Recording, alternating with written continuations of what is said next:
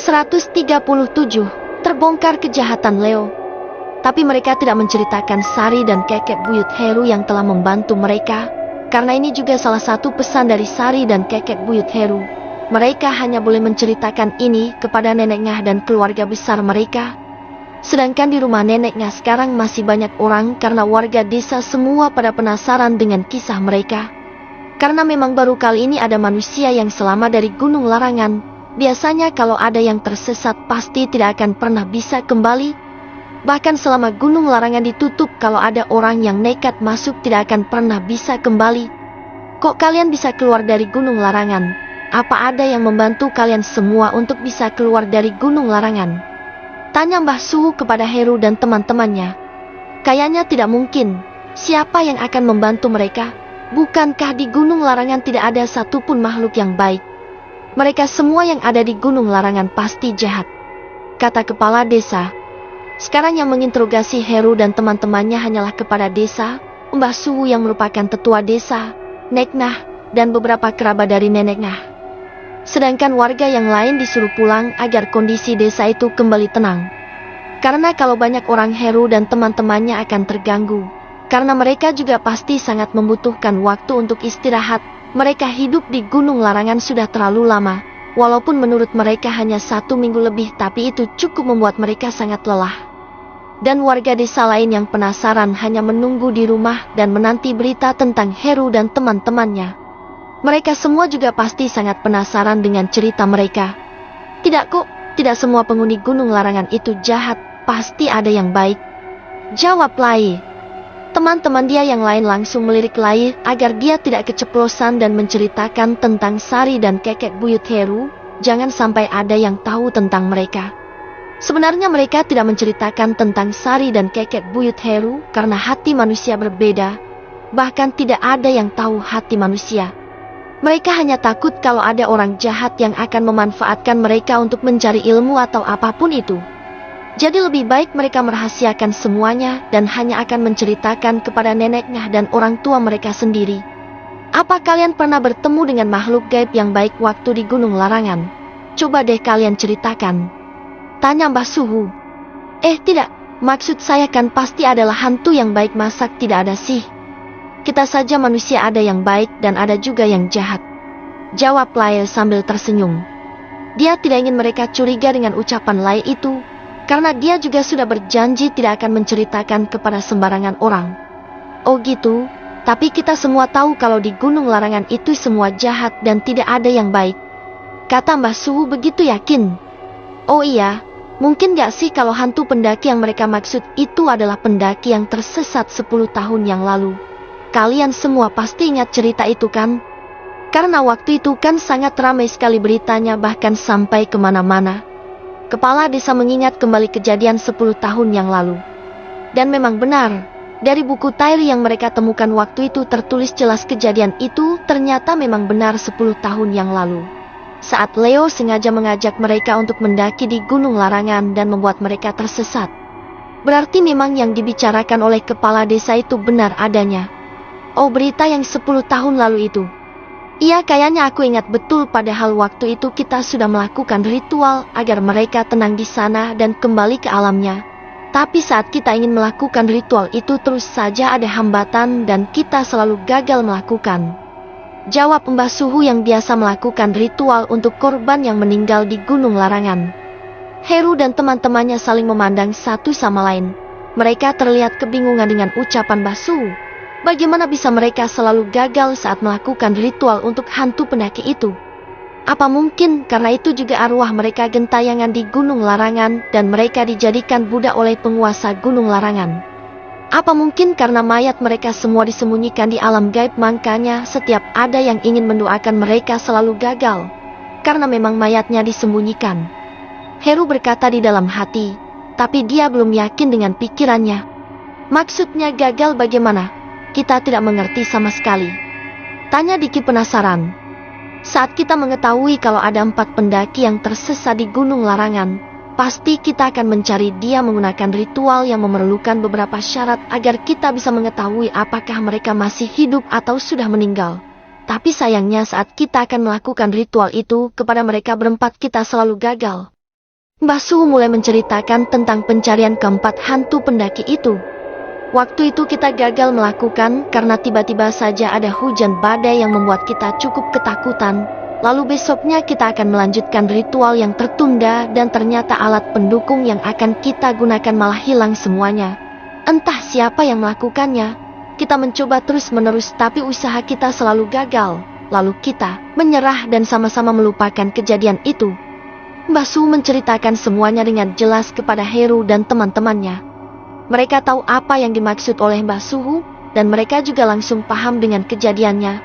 Dan yang jelas mereka langsung tahu siapa yang mencuri peralatan itu. Karena mereka begitu yakin kalau yang mencurinya adalah Leo. Dia pasti sengaja melakukan itu agar teman-teman dia itu tetap gentayangan dan terombang-ambing di Gunung Larangan dan tidak ada yang bisa membantu mereka. Pasti itu semua juga ulah si Leo dan penguasa Gunung Larangan. Pasti mereka tidak mau kalau hantu pendaki itu sampai bisa kembali ke alamnya. Heru dan teman-temannya saling berbisik satu sama lain. Apa yang kalian bisikin? Kita semua jadi penasaran loh. Kata neneknya penasaran. Lalu Heru mengeluarkan tas karier yang dia temukan waktu dia sedang mencari jasa dari hantu pendaki waktu itu. Dia menyerahkan tas itu kepada Mbah Suhu. Mungkin Heru dan teman-temannya ingin Mbah Suhu dan para warga desa yang membuka tas itu dan membaca diary milik Leo dan juga foto Leo bersama keempat temannya yang tersesat di Gunung Larangan itu. Itu adalah satu-satunya bukti yang mereka punya untuk memberitahu semua warga kalau sebenarnya Leo dan keluarganya bekerja sama dengan penguasa Gunung Larangan dan juga Leo beserta ibunya menganut ilmu hitam untuk mendapatkan keinginan mereka selama ini. Apa ini nak? Apa ini tas karir milik kalian? Terus kenapa kalian memberikan tas ini kepada saya? Apa yang ingin kalian tunjukkan? Tanya kepala desa. Tapi itu tasnya kenapa sangat lusuh, bahkan warnanya saja sudah memudar seperti tas yang sudah sangat lama sekali. Mbah Suhu memperhatikan baik-baik tas karir itu. Kalian lihat saja isi di dalamnya nanti kalian akan tahu semuanya. Dan satu lagi itu tas karir bukan milik kita, tapi tas itu milik teman dari hantu pendaki yang tadi kami ceritakan. Mereka menjelaskan agar semuanya paham. Mereka yang ada di sana sangat penasaran dengan isi tas itu. Dan mereka pasti akan sangat penasaran apa isinya dan siapa pemiliknya. Lalu Mbah Suhu mulai membuka tas karir itu. Dia terlihat sangat penasaran. Dia membuka tas itu perlahan lalu dia mengeluarkan isi dari tas itu. Pertama kali yang dia lihat adalah foto. Foto apa ini? Coba kalian semua perhatikan foto ini, siapa tahu kalian ada yang kenal. Mbah Suhu memperlihatkan foto itu kepada semua yang ada di rumah Neknah. Mereka melihat foto 5 anak muda yang sedang tertawa bahagia. Foto itu menunjukkan bahwa mereka berlima adalah teman yang sangat akrab. Mereka melihat wajah foto itu satu persatu. Hingga ada yang sadar kalau dia mengetahui salah satu orang yang ada di foto itu. Tunggu sebentar deh, kok sepertinya wajah anak yang ini tidak asing ya? Sepertinya saya sering melihat dia. Kepala desa menunjuk salah satu orang di foto itu. Iya betul pak, saya juga seperti tidak asing dengan wajah itu. Neneknya menimpali, dia juga merasa mengenali wajah itu. Loh, ini kan si Leo anaknya Bu Minah yang tinggal di ujung kampung sini. Salah satu warga sadar kalau itu adalah Leo salah satu penduduk desa mereka. Yang lain langsung memperhatikan lagi foto itu, dan mereka langsung sadar kalau yang ada di foto itu memang benar si Leo yang mereka kenal. Ya, dia yang tinggal bersama ibunya di dekat Gunung Larangan itu kan. Kita saja tidak ada yang berani lagi tinggal di sana karena tempatnya sangat seram sekali dan banyak sekali gangguan di sana. Ujar salah satu warga yang dulunya tetangga mereka. Berarti Leo kenal dengan keempat pendaki yang hilang itu kan? Terus kenapa dia diam saja kalau dia kenal dengan mereka? Tanya Mbah Suhu.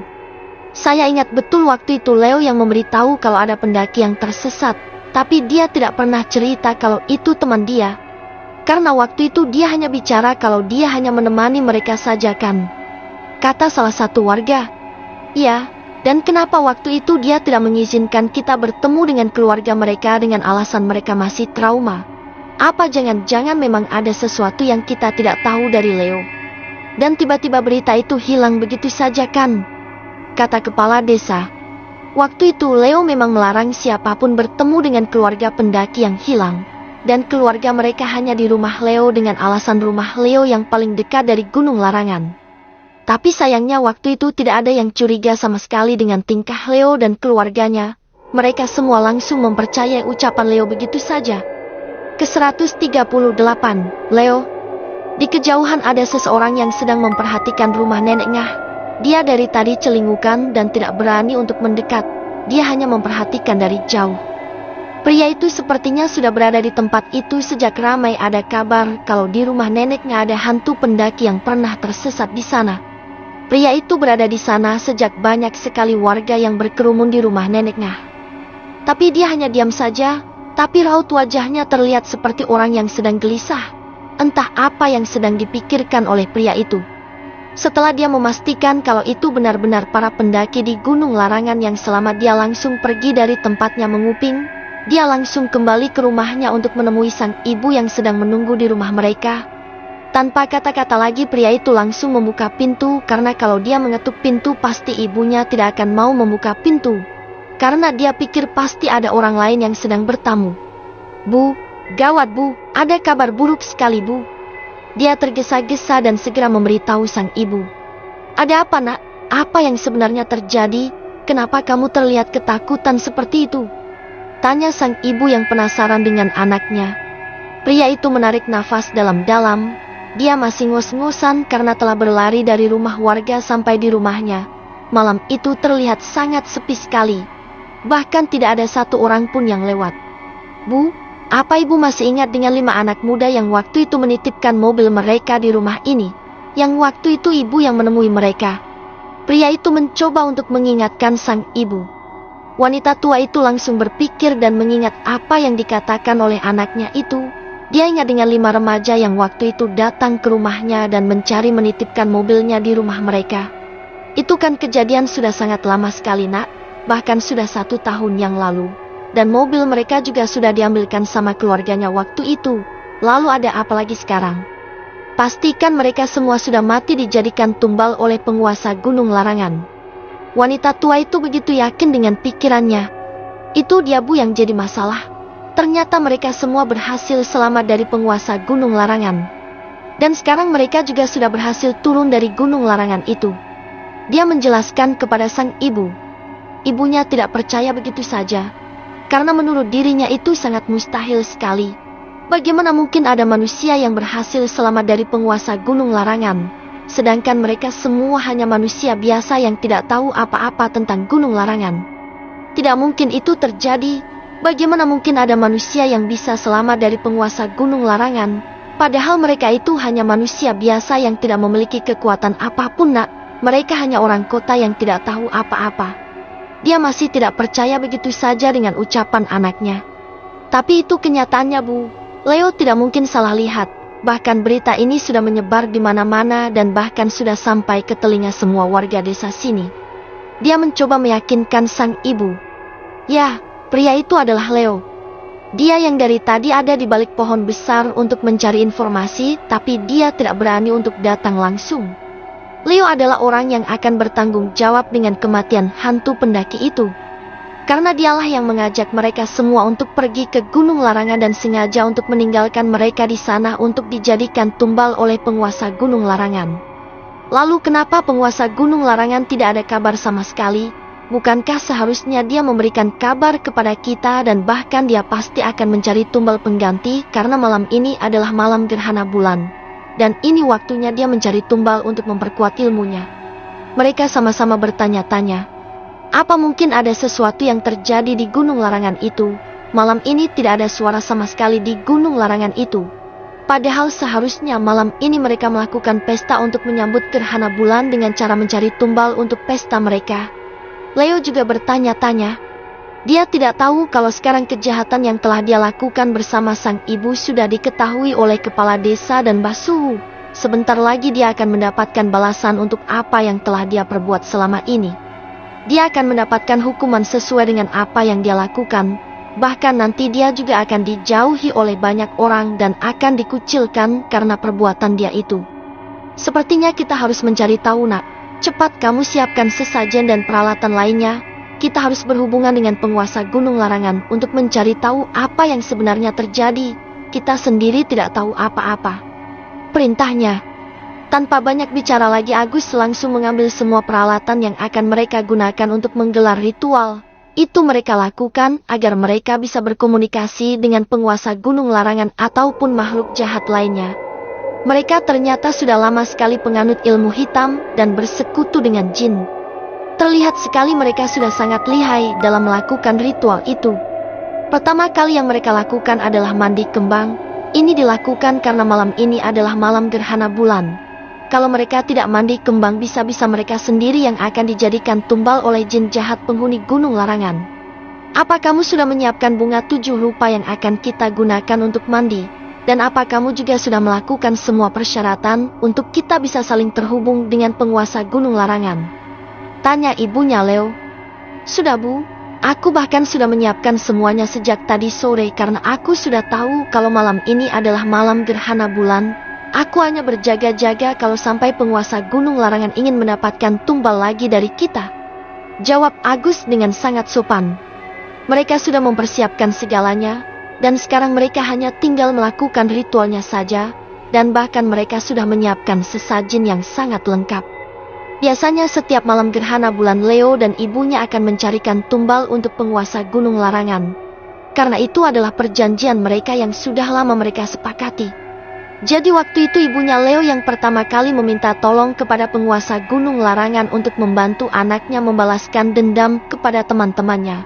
Dan setelah itu penguasa Gunung Larangan mau mengabulkan permintaan mereka asalkan mereka juga mau mengabulkan permintaan penguasa Gunung Larangan.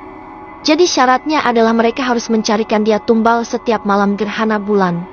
Karena di malam itu penguasa Gunung Larangan harus meminum darah manusia untuk membuat dia semakin kuat dan hebat. Agar tidak ada yang bisa mengalahkan dia setelah itu. Padahal malam ini adalah malam gerhana bulan yang terakhir dan setelah itu penguasa Gunung Larangan akan mendapatkan ilmu kebal dan tidak akan ada yang bisa mengalahkan dia setelah itu.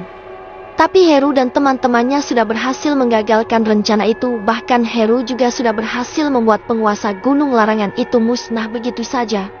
Ritual itu dilaksanakan. Leo dan ibunya mandi kembang 7 rupa di malam hari. Bahkan mereka berendam bersama bunga itu.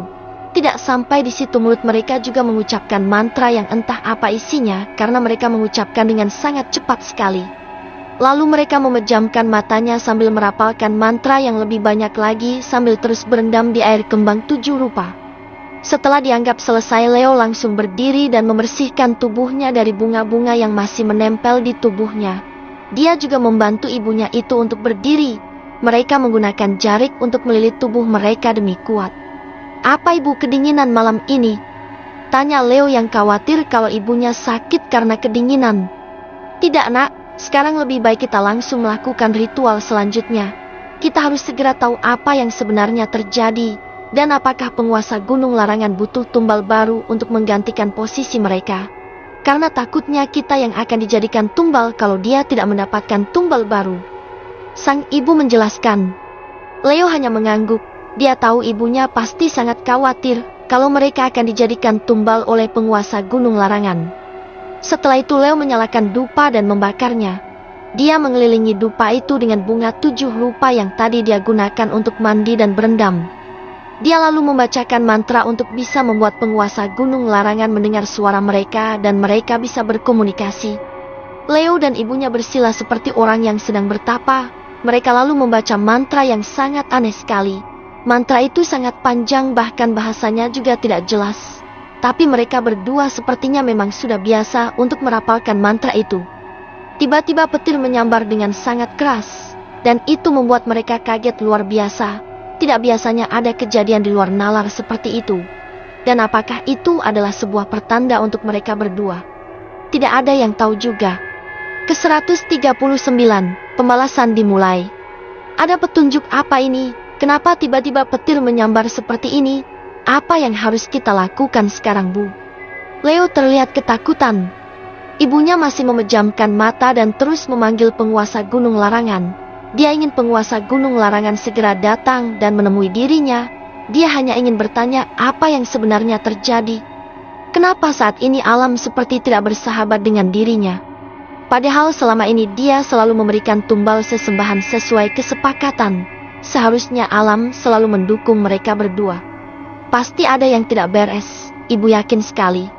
Biasanya setiap kita melakukan ritual kita pasti akan langsung terhubung dengan penguasa gunung larangan ataupun anak buahnya. Tapi sekarang kenapa kita seperti tidak bisa terhubung dengan mereka? Si ibu juga terlihat kebingungan. Apa Leo harus pergi dan mencari tahu apa yang sebenarnya terjadi, Bu? Sepertinya memang ada yang tidak beres. Kita sama sekali tidak bisa terhubung dengan penguasa gunung larangan. Leo ingin sekali mencari tahu. Mereka diam dan saling berpikir. Mungkin mereka tidak akan pernah bisa lagi terhubung dengan penguasa gunung larangan karena dia sudah berhasil dikalahkan oleh Heru.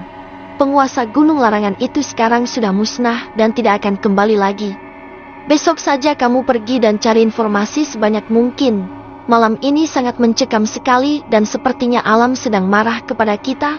Lebih baik kamu tetap di rumah saja malam ini. Jangan kemana-mana. Ibunya menasihati Leo. Leo hanya mengangguk dan dia juga tahu kalau malam ini sangat berbahaya kalau sampai dia keluar rumah. Petir menyambar saling bersahutan di luar rumah mereka. Setelah itu Leo memutuskan untuk tidur saja karena besok dia harus segera mencari tahu apa yang terjadi kepada penguasa gunung larangan sampai ada manusia yang bisa lolos dari cengkeramannya. Dia tidur dengan sangat nyenyak sekali sampai dia tidak mendengar lagi suara petir di luar. Manusia jahat kamu, Leo. Teriak hantu pendaki itu. Kamu akan mendapatkan karma dari perbuatan terkutuk kamu itu. Bahkan kamu akan merasakan lebih sakit lagi dari ini. Tunggu saja karmamu. Hantu pendaki itu berteriak di depan Leo. Tidak, kalian semua sudah mati, pergi kalian dari sini dan jangan pernah datang lagi. Pergi. Leo berlari karena dia dikejar oleh keempat hantu pendaki. Dia adalah teman Leo sendiri. Keempat hantu pendaki itu terus mengejar Leo sampai dia kehabisan tenaga. Selama ini penguasa gunung larangan dan sesembahannya selalu saja melindungi dirinya dari gangguan arwah yang ingin balas dendam kepada dirinya. Tidak. Kalian itu sudah mati, jadi tidak seharusnya kalian ada di sini. Pergi kalian atau penguasa gunung larangan akan menghukum kalian lebih parah lagi. Dia menggertak hantu pendaki agar berhenti mengejar dirinya. Hahaha. Panggil junjungan kamu itu dan minta bantuan kepada dia. Karena dia sekarang sudah mati dan sudah lenyap dari muka bumi ini. Sekarang dia tidak akan bisa melindungi kamu lagi. Mereka berempat tertawa bersama-sama. Mereka menertawakan ketidakberdayaan Leo saat ini. Mereka senang melihat Leo seperti itu. Karena itu artinya dia akan segera mendapatkan balasan dari semua perbuatannya selama ini. Tidak mungkin. Dia tidak akan bisa mati karena dia itu abadi. Justru kalian yang sudah mati dan kalian pantas mendapatkan itu semua. Kalian yang jahat karena kalian hanya memanfaatkan aku saja. Pertemanan kalian itu hanya palsu. Leo berteriak kepada mereka. Tapi kita tidak sejahat kamu yang tega membunuh banyak manusia hanya demi kepuasan kamu semata. Kamu memang bukan manusia. Kamu seperti binatang yang tidak memiliki hati. Teriaknya di depan Leo. Leo tidak bisa berbuat apa-apa karena sekarang keempat hantu pendaki sudah ada di depannya. Dia juga sudah tidak bisa lari kemanapun karena mereka tentu saja lebih cepat dan di belakang Leo adalah jurang yang sangat dalam. Jadi dia tidak mungkin untuk mundur walaupun hanya selangkah. Kini dia hanya bisa menatap keempat mantan sahabatnya yang sengaja dia tumbalkan untuk penguasa gunung larangan. Manusia serakah, kamu akan segera mendapatkan apa yang seharusnya kamu dapatkan. Teriak mereka lagi. Tidak, maafkan aku. Aku terlanjur sakit hati kepada kalian.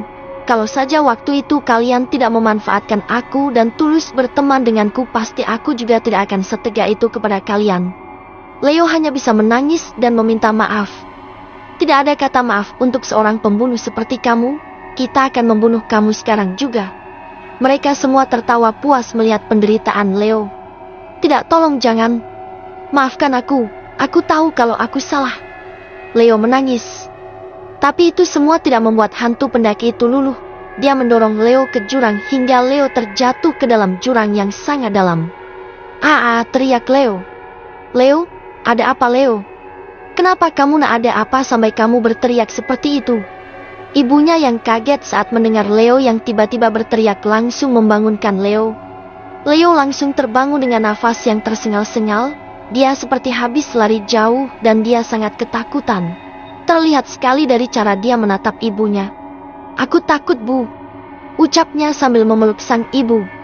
Cerita nak, ada apa sebenarnya? Ibunya terlihat khawatir. Tadi aku bermimpi kalau aku ada di Gunung Larangan. Di sana aku dikejar oleh teman-temanku yang waktu itu aku tinggal di Gunung Larangan. Dan mereka datang untuk membalas dendam kepada aku. Leo masih syok dengan mimpinya itu. Ibunya yang mendengar itu juga terlihat kaget. Bagaimana mungkin mereka datang dalam mimpi Leo sedangkan mereka sedang ditahan oleh penguasa Gunung Larangan untuk dijadikan budaknya sesuai permintaan dirinya waktu itu. Mereka tidak mungkin bisa lepas dari penguasa Gunung Larangan. Jadi kamu tenang saja karena itu pasti hanya mimpi.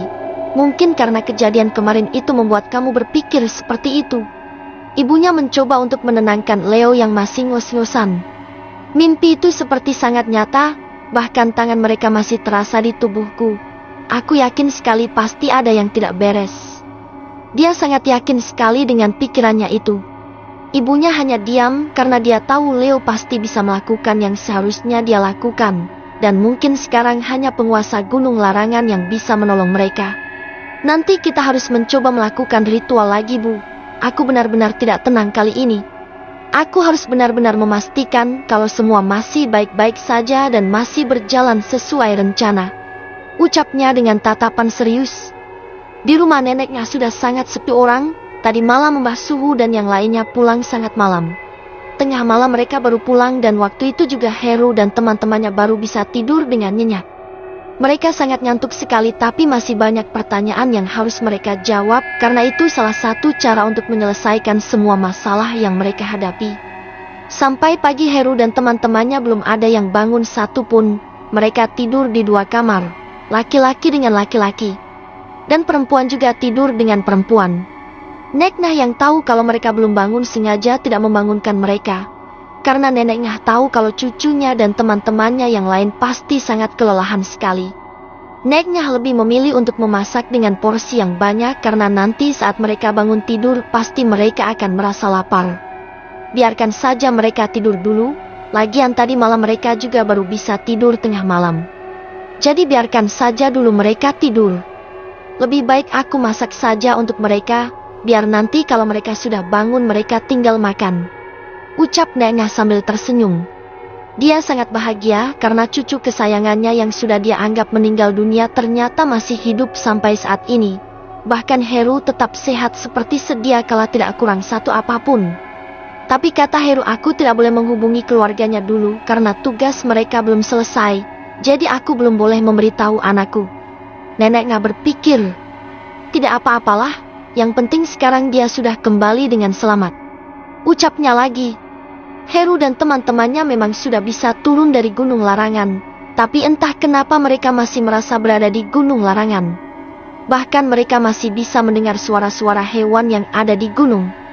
Terkadang dalam tidurnya mereka juga masih bisa mendengar suara burung gagak yang berterbangan di atas mereka. Jadi tidur mereka tidak bisa nyenyak sama sekali. Laya, kamu dengar gak sih suara burung gagak dan yang lainnya? Kok suara-suara itu seperti suara waktu kita masih di Gunung Larangan ya? Usna menutup kupingnya. Karena suara itu sangat mengganggu dirinya, dia tidak bisa tidur dengan nyenyak dan nyaman dalam kondisi seperti itu. Dia ingin hidup normal seperti dulu lagi. Iya sama, aku masih mendengar suara hewan padahal kita juga sudah berhasil keluar dari Gunung Larangan. Apa kita selamanya tidak bisa hidup normal seperti dulu lagi ya? Laya sudah berpikir negatif. Besok kita tanya Heru dan yang lainnya, lalu kita minta tolong saja sama Mbah Suhu. Karena aku yakin dia pasti bisa menolong dan membantu kita. Ucap Usna. Mereka saling menguatkan satu sama lain. Dan tidak saling menyalahkan dengan apa yang telah mereka alami saat ini. Jam dinding sudah menunjukkan pukul 11 siang. Mereka mulai terbangun dari tidurnya masing-masing. Pasti mereka merasa lapar. Ke-140, pembersihan. Udah jam berapa ya sekarang? Tanya Aldi saat melihat teman-temannya yang lain juga sudah bangun. Kayaknya udah siang deh, kita bangun yuk. Ucap Heru. Kalian dengar gak sih tadi malam tuh aku berada kayak masih ada di hutan. Masih dengar suara-suara hewan dan yang lainnya. Jadi kayak suaranya tuh berputar-putar di telingaku gitu. Diki ternyata juga merasakan apa yang semalam dirasakan oleh Lai dan Usna. Heru dan Aldi kaget, apa yang dikatakan oleh Diki itu juga mungkin mereka rasakan. Padahal mereka sudah tidak ada di atas gunung larangan, tapi suara-suara itu masih saja ada di telinga mereka. Iya sama, kirain cuma aku doang yang berasa kayak masih ada di atas gunung. Ternyata kamu juga. Tapi bener kayak nyata banget tahu suaranya. Aldi pun merasakan hal yang sama. Ya aku juga merasakan itu. Ya sudah nanti kita tanyakan saja kepada neneknya atau Mbak Su, supaya nanti malam kita bisa tidur dengan nyenyak, usul Heru. Aldi dan Diki hanya menganggukkan kepalanya tanda setuju. Mereka juga ingin hidup normal seperti manusia lainnya. Mereka ingin tidur nyenyak setiap malam dan tidak lagi mendengar suara-suara itu lagi. Heru dan yang lain lalu keluar kamar. Mereka mencari keberadaan neneknya. Sementara Usna dan Laye baru keluar kamar dan mereka terlihat seperti tidak ada semangat sama sekali. Kalian kenapa sepertinya tidak bersemangat, padahal sudah tidur dari tadi malam? Tanya Heru menggoda mereka. Tidur apaan? Semalam kita tidak bisa tidur sama sekali, makanya kita jam segini baru bangun, jawab Laye ketus. Lah, kenapa emangnya? Apa kalian tadi malam juga mendengar suara aneh saat kita masih di gunung larangan? Tanya Heru memastikan. Loh, kalian juga ternyata? Kirain cuma kita berdua saja yang mendengarnya. Itu suara tuh benar-benar kayak suara setiap malam di atas gunung. Apa mungkin karena kita tersesat lama di gunung larangan makanya kita masih ingat suara-suara itu? Itu yang dipikirkan oleh Laye. Pokoknya nanti kita harus tanyakan kepada neneknya ataupun Mbah Su, karena mereka pasti bisa membantu kita. Heru ingin masalah itu segera selesai. Lalu mereka mencari neneknya yang dari tadi tidak terlihat. Lalu mereka mencari neneknya di dapur. Ternyata neneknya masih sibuk mencuci piring karena tadi malam memang banyak tamu. Kalian sudah bangun? Sana makan dulu, sudah nenek siapkan di meja makan. Kalian semua pasti lapar kan? Tanya neneknya. Nenya tahu aja apa yang kita rasakan. PK banget deh, pokoknya gak kayak si dia yang tidak pernah PK. Aldi malah bercanda. Temannya yang lain hanya tertawa. Begitu juga dengan Laye. Dia tidak pernah tahu kalau sebenarnya Aldi sudah lama menaruh hati kepada dirinya.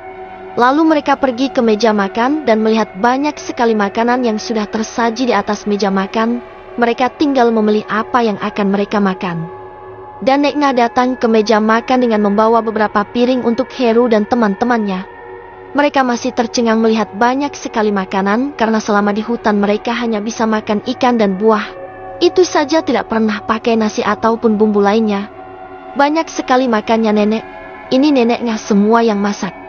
Tanya Aldi sambil melihat semua makanan itu satu persatu. Ya, ini untuk kalian semua. Jadi kalian bisa makan sepuasnya, pokoknya ini semua untuk kalian. Neneknya menyiapkan piring untuk mereka. Kenapa sebanyak ini nenek? Mana mungkin kita bisa menghabiskan makanan sebanyak ini? Heru sedikit protes. Kan bisa kalian makan nanti sore lagi. Sudah, sekarang kalian langsung makan saja, jangan banyak bicara. Nenek mau beres-beres dulu soalnya nanti pasti Mbah Suhu dan yang lainnya akan kesini lagi. Lalu pergi meninggalkan mereka. Mereka berlima makan dengan lahap seperti orang yang sudah lama tidak makan. Kemarin sore mereka memang sudah makan tapi tidak sebanyak itu. Dan sekarang mereka tinggal pilih mau makan pakai apa. Itu membuat mereka semua senang. Mereka makan cukup lama sampai perut mereka benar-benar kenyang. Wajar saja mereka seperti itu karena di gunung mereka tidak bisa makan enak seperti sekarang. Enak banget ya masakan neneknya, jadi nagih gitu. Aldi terus menguap nasi ke mulutnya. Kalau makan itu tidak boleh sambil bicara, nanti keselek, udah habisin saja dulu makanannya. Laye mengingatkan. Setelah selesai makan mereka langsung membawa piring kotornya ke dapur. Kali ini mereka tidak mau lagi menyusahkan neneknya karena neneknya pasti sudah capek. Kita bagi tugas. Kalian berdua cuci piring, sedangkan kita yang laki-laki membereskan meja makan. Dan sisa makanan kita taruh kulkas biar nanti sore tinggal diangetin lagi. Kata Heru membagi tugas. Yang lain setuju saja dengan ucapan Heru itu, lalu mereka mengerjakan tugas masing-masing. Setelah semuanya selesai, Heru dan yang lain menemui Nekna karena mereka ingin menceritakan apa yang tadi malam mereka semua alami. Nek, kok kita tadi malam masih dengar suara-suara aneh seperti di gunung ya? Padahal kita kan sudah tidak berada di gunung larangan. Tanya Heru. Mereka berharap neneknya kali ini bisa membantu masalah yang mereka alami dan mereka bisa segera hidup normal seperti dulu lagi. Ya wajar sajalah kalian masih mendengar suara-suara aneh itu. Kalian tersesat bukan hanya 1 atau 2 hari, tapi kalian tersesat sudah 1 tahun. Jadi wajar saja kalian merasakan itu semua. Makanya nanti Mbah Su akan datang ke sini untuk membersihkan tubuh kalian biar kalian tidak diganggu lagi. Jawab Nek Na menjelaskan. Mereka kini mengerti kenapa masih merasa seperti di atas gunung karena mereka belum membersihkan tubuh mereka menggunakan adat yang ada. Dan Mbah Su akan melakukan ritual adat dan membersihkan tubuh mereka dari sisa-sisa jin jahat yang menempel pada tubuh mereka semua. Memang Mbah Su kapan kesininya, Nek? Tanya Heru. Mungkin setelah ini dia akan kesini, karena mereka semua sudah sepakat nanti sore akan ke rumah Leo dan ibunya untuk menangkap mereka. Jadi setelah ini kalian akan dibersihkan dulu. Jawabnya. Mereka sedikit lega karena nanti Leo akan ditangkap dan dia akan mempertanggungjawabkan perbuatannya kepada orang-orang yang telah dia jadikan tumbal selama ini. Dan ternyata bukan hanya hantu pendaki yang menjadi korbannya, tapi juga banyak pendaki yang sudah menjadi korban Leo. Entah sudah berapa manusia yang telah dia jadikan tumbal untuk penguasa Gunung Larangan. Tapi hanya hantu pendaki yang sukmanya ditahan oleh penguasa Gunung Larangan karena perjanjian yang telah mereka lakukan. Itu semua juga atas permintaan Leo yang sangat jahat itu. Nek, apa Leo dan ibunya sudah tahu kalau warga desa sudah tahu tentang perbuatan mereka berdua? Tanya Heru penasaran. Dia hanya takut kalau Leo tahu pasti dia akan melarikan diri dan tidak akan bisa tertangkap. Karena kakek buyut Heru juga berpesan agar mereka segera ditangkap. Mereka tidak akan tahu karena kabar ini memang belum tersebar ke seluruh desa. Hanya orang-orang tertentu saja yang tahu karena mereka takut kalau Leo dan ibunya akan kabur. Nek Na kembali menjelaskan. Mereka lega karena Leo ternyata belum tahu. Jadi itu akan memudahkan mereka untuk menangkap Leo dan ibunya secepatnya. Tok tok tok. Terdengar pintu rumah neneknya diketuk, lalu mereka melihat siapa yang datang. Mbah Su, silahkan masuk ke dalam. Itu mereka semua sudah menunggu. Neneknya mempersilahkan Mbah Su untuk masuk ke dalam. Bagaimana kondisi kalian saat ini? Apa kalian sudah baik-baik saja? Tanya Mbah Suhu. Sudah Mbah, kita sudah semakin baik dan sudah tidak lemas lagi. Lalu mereka menceritakan apa yang tadi malam mereka rasakan. Saya sudah menduga itu pasti akan terjadi karena kalian belum membersihkan tubuh kalian dari aura jahat yang kalian bawa dari Gunung Larangan. Mbah Su sudah tahu ternyata. Lalu dia mengambil peralatan yang dia bawa dari rumah. Dia mengambil sesajen dan tidak lupa kembang 7 rupa yang akan mereka gunakan untuk mandi nantinya. Mbah Su juga membawa ayam hitam untuk nanti dia sembelih saat melakukan ritual pembuangan aura jahat di tubuh Heru dan teman-temannya. Agar mereka terbebas dari gangguan di Gunung Larangan. Nek Na, tolong bantu saya menyiapkan semuanya. Saya akan menyalakan sesajen ini dan kalian duduk dengan cara bersila. Pokoknya kalian tinggal ikuti saja arahan dari saya. Lakukan apapun yang saya suruh agar kalian benar-benar bersih. Ucapnya. Heru dan yang lain menuruti ucapan Mbah Su. Mereka lalu duduk bersila dan memejamkan mata seperti arahan dari Mbah Suhu. Lalu Mbah Suhu membacakan mantra yang entah apa isinya. Dia membaca dengan serius lalu dia memandikan mereka dengan bunga 7 rupa secara bergantian. Tidak lupa mantra selalu dibacakan. Setelah ritual mandi bunga 7 rupa selesai, Mbah Su menyalakan dupa. Dia duduk dan bersila di depan dupa itu sambil membaca mantra. Heru dan yang lain masih memejamkan mata karena Mbah Suhu belum mengizinkan mereka untuk membuka matanya. Ke-141, mendatangi rumah Leo. Mereka masih menutup mata dan mendengarkan Mbah Su membaca mantranya. Neneknya hanya diam saja sambil melihat apa yang mereka lakukan. Lalu setelah itu Mbah Su menyuruh mereka untuk membuka mata mereka secara perlahan dan mereka menurutinya. Ritual pertama sudah berhasil dilakukan. Dengan kalian mandi bunga 7 rupa itu bisa membersihkan tubuh kalian dari energi jahat yang ada di Gunung Larangan. Ucap Mbah Su. Lalu apa yang harus mereka lakukan lagi setelah ini Mbah? Tanya Nena kepada Mbah Su karena dia ingin cucunya segera bisa hidup normal lagi. Setelah ini mereka harus memotong ayam ini secara bersama-sama. Maka ayam ini akan menggantikan mereka yang seharusnya tetap berada di Gunung Larangan karena mereka telah diincar dan sudah lama ada di sana. Makanya mereka tidak akan bisa lepas begitu saja. Jelasnya. Heru dan teman-temannya hanya bisa nurut dan mengikuti saja semua ucapan Mbah Suhu karena memang dia yang lebih tahu tentang semua ini. Yang penting mereka ingin hidup normal seperti dulu dan tidak lagi mendapatkan gangguan dari penghuni Gunung Larangan. Apa kita harus memotong ayam itu sekarang? Lai terlihat sedikit ragu karena dia takut. Udah tenang saja, kamu kan tidak sendiri, kita potong sama-sama kok. Pokoknya nanti kamu bagian pegang kakinya saja. Aldi menghibur Lai. Ya, kalian potong sekarang dan darahnya taruh di tempat sesaji itu sampai habis. Jadi jangan lepaskan ayam itu sebelum darahnya habis menetes di tempat itu. Sambil menunjuk peralatan sesajinya. Mereka memang belum pernah memotong ayam sama sekali selama hidupnya, tapi mereka harus tetap berani kalau ingin terbebas dari gangguan di Gunung Larangan. Walau bagaimanapun mereka sudah lama berada di sana dan pasti ada banyak yang tidak suka kalau mereka bisa keluar dari Gunung Larangan dengan selamat. Biar aku saja yang potong ayamnya. Kalian pegang kaki dan sayapnya dengan kuat ya biar ayamnya nanti tidak lari. Ucap Heru sambil memegang kepala ayam itu. Walaupun dalam hatinya dia tidak tega, tapi memang tidak ada pilihan lain lagi yang harus dia lakukan. Karena itu satu-satunya yang bisa mereka lakukan. Usna dan Lai yang memegang sayapnya sedangkan Aldi dan Diki yang memegang kakinya. Karena kalau perempuan yang pegang takutnya mereka akan melepaskan ayam itu sebelum darahnya habis di tempat sesaji itu. Dalam hitungan menit Heru sudah berhasil memotong leher ayam hitam itu.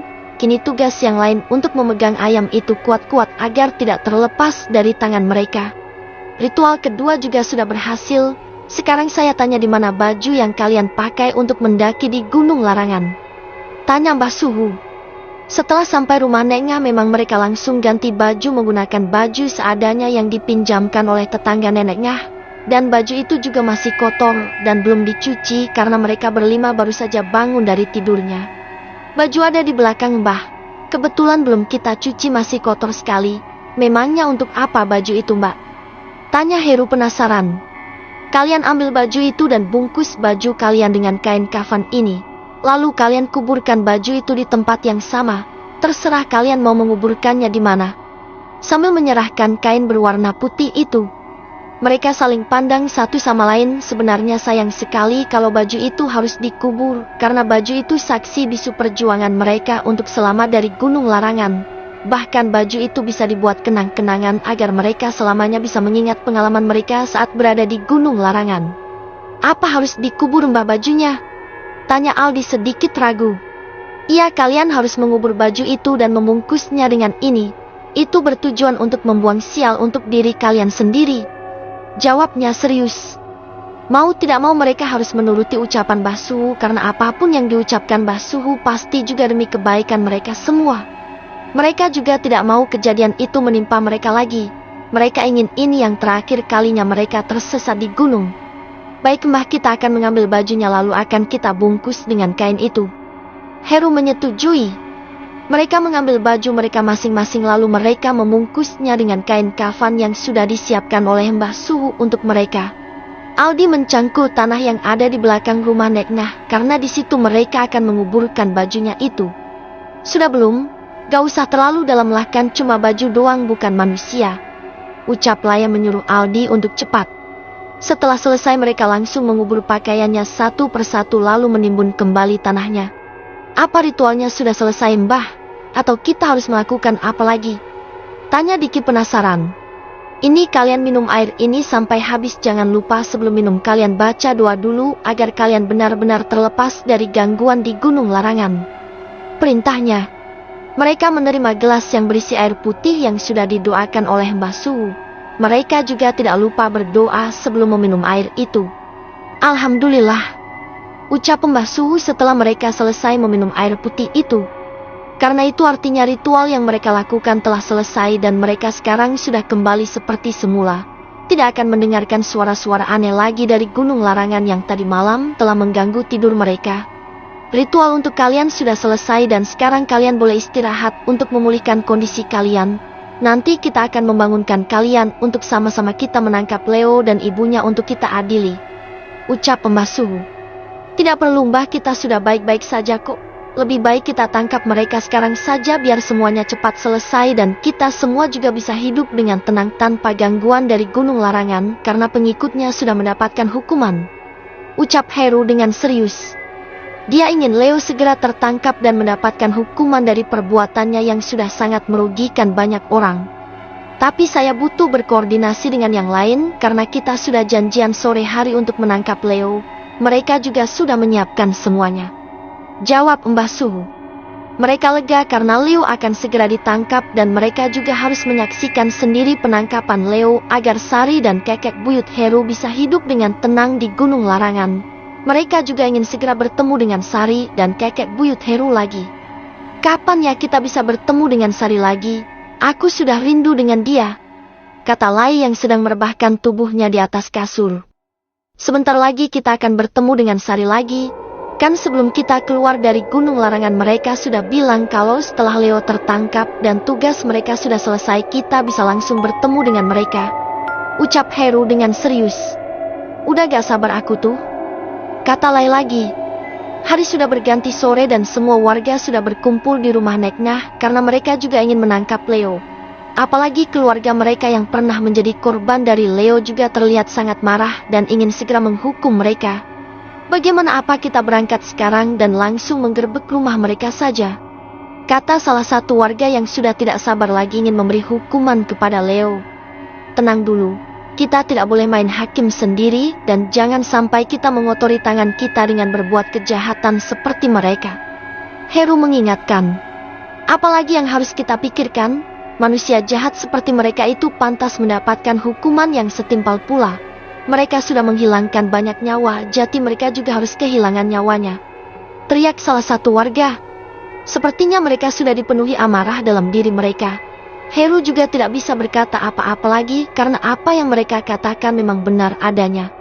Tapi Heru juga membisikkan kepada Mbah Suhu agar mereka tidak berbuat anarkis dan tidak menyiksa mereka berdua karena itu artinya mereka tidak ada bedanya dengan Leo dan ibunya.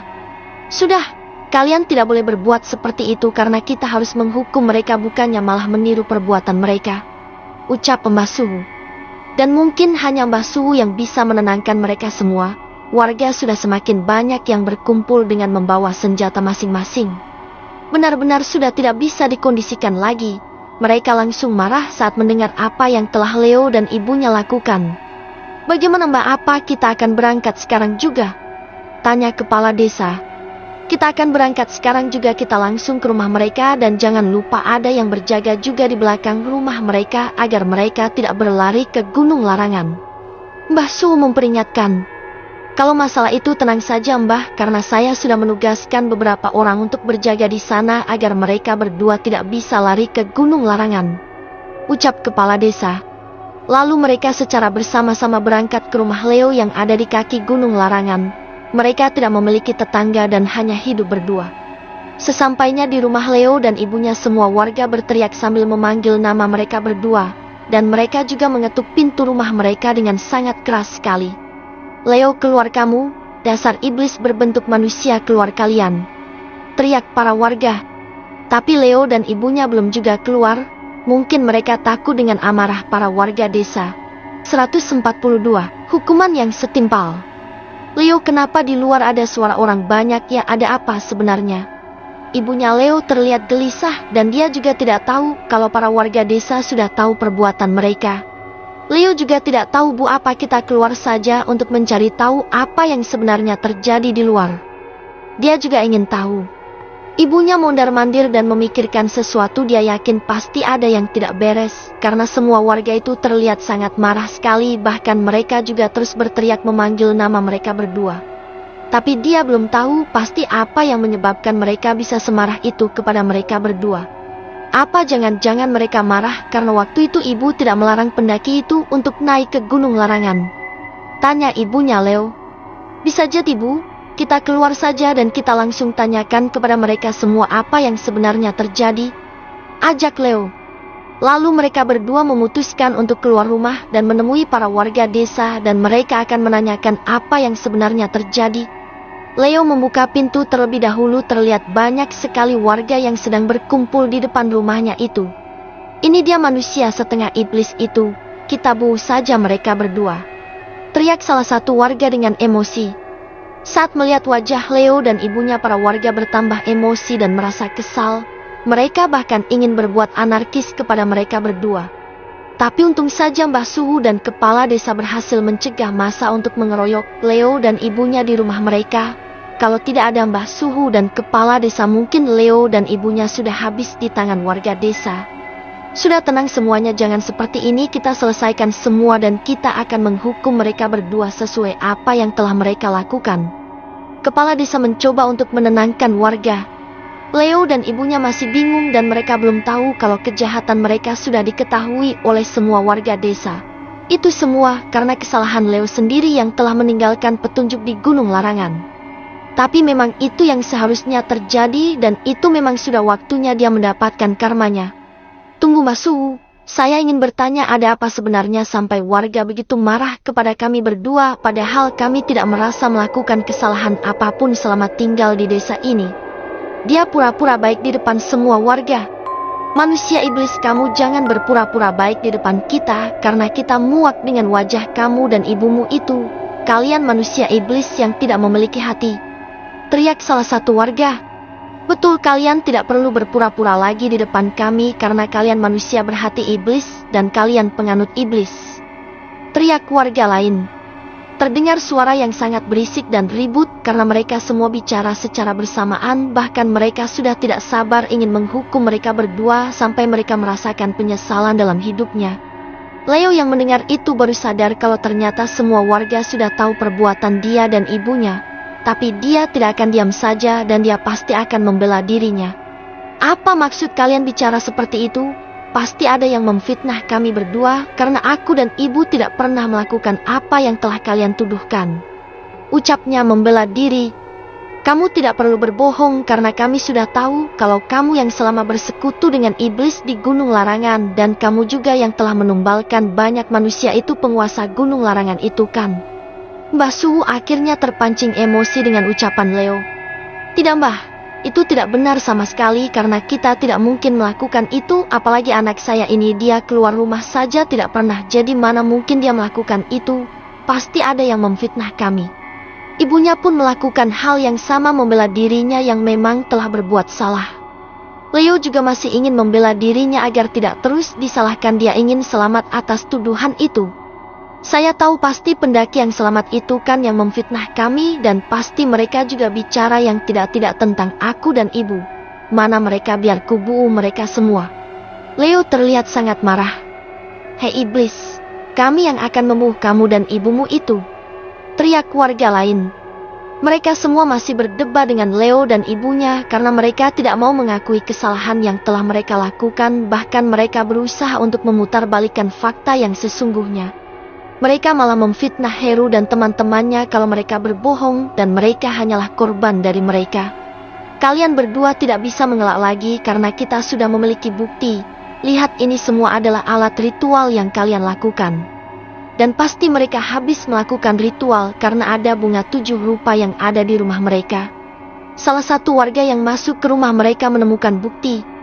Ada sisa sesaji dan bunga 7 rupa yang kemarin mereka gunakan untuk memanggil penguasa Gunung Larangan dan ternyata mereka gagal, tapi semua masih tersisa.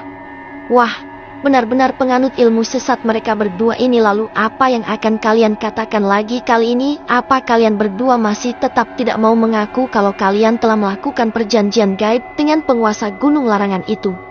Kepala desa memaksa mereka untuk bicara. Tidak ada lagi yang bisa mereka lakukan karena memang sudah ada buktinya, jadi mereka tidak bisa mengelak lagi atas apa yang telah mereka lakukan.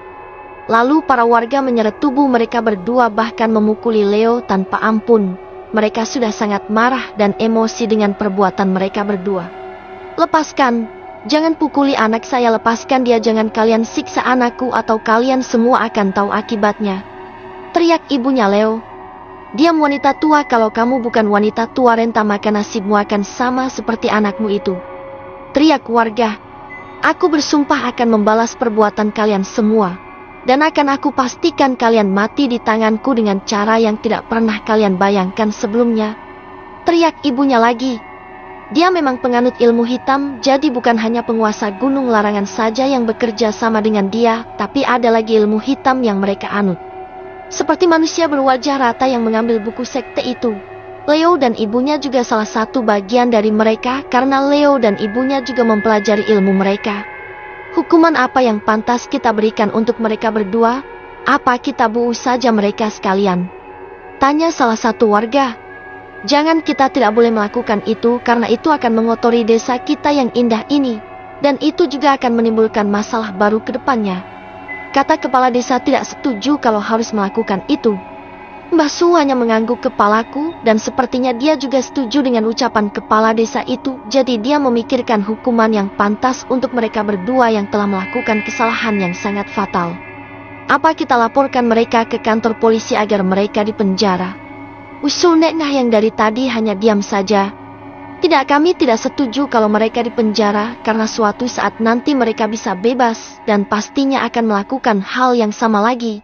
Hidup di penjara mereka masih keenakan, bahkan tidak sebanding dengan perbuatan mereka.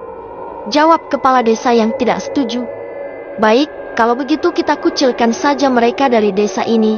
Kita kurung mereka di belakang desa ini. Bukankah di sana ada gubuk yang tidak digunakan? Kita ikat saja mereka di sana dan biarkan mereka mati secara perlahan di sana. Aku kira itu pantas untuk mereka yang telah membunuh banyak sekali manusia yang tidak berdosa. Mbah Su mengungkapkan masukannya. Para warga berpikir sejenak dan mereka juga terlihat setuju dengan apa yang diucapkan oleh Mbah Su itu. Biarkan mereka mati dengan perlahan, jadi para warga tidak perlu mengotori tangan mereka sendiri. Setuju, ayo kita bawa mereka. Lalu para warga menyeret tubuh dua manusia jahat itu yang telah merugikan banyak orang dan bahkan telah membunuh banyak nyawa yang tidak berdosa.